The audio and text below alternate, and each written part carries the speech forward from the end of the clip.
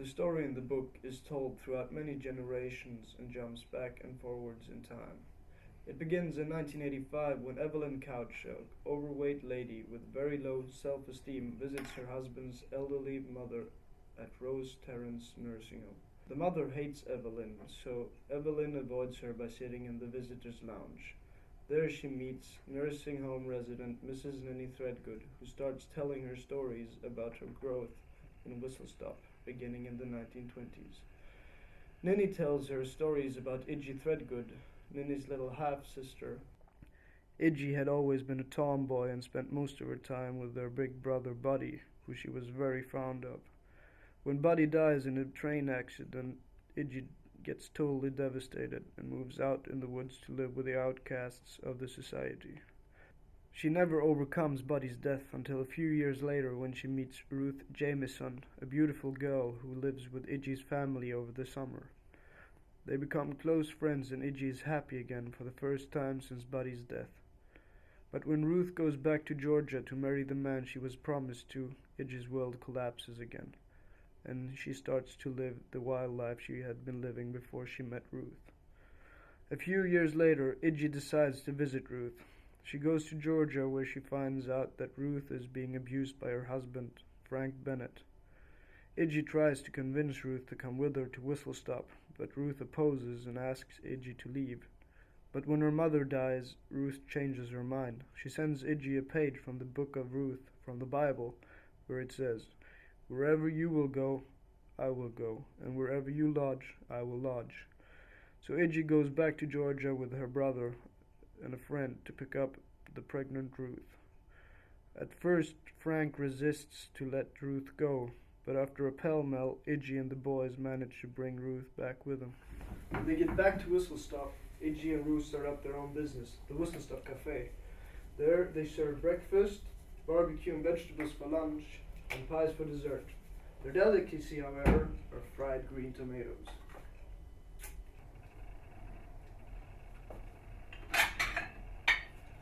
Ruth gives birth to her son, and business at the cafe runs smoothly. They both live happy and harmonic lives until one day when Frank shows up and starts giving them trouble. He threatens to kidnap the baby, but suddenly one night he and his truck disappear. A detective from Georgia shows up in Whistle Stop to investigate Frank's disappearance. Idgie and Ruth become the main suspects, and a thrilling investigation and trial follows. The author of the book, Fried Green Tomatoes, Fanny Flaggs, manages to transmit a warm sentimental feeling in her stories. I even enjoy the parallel story about Evelyn and 86-year-old Ninny.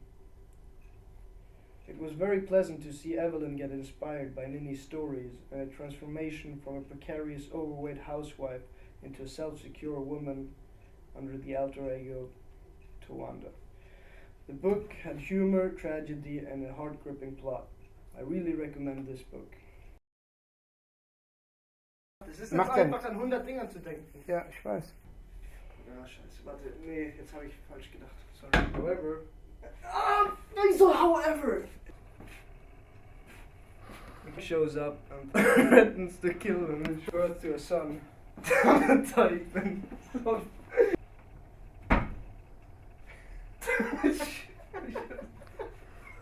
Okay.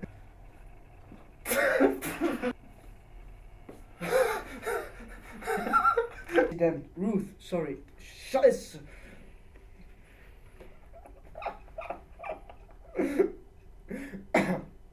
Jetzt habe ich die Tomate nicht bekommen. Ich hab dreimal.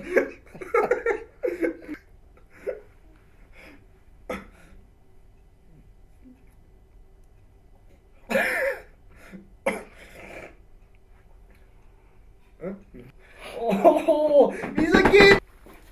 A detective from Georgia shows up. Oh Mann, du kannst ja ausgehen.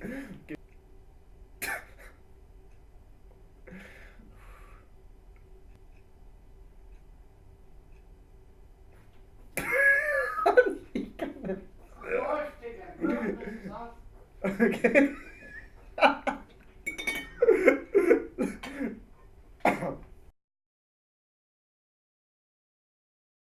möchte dich nur nicht zum Wahnsinn treiben. The author of this book, Fanny Flags, warte Scheiße, Fanny Flags,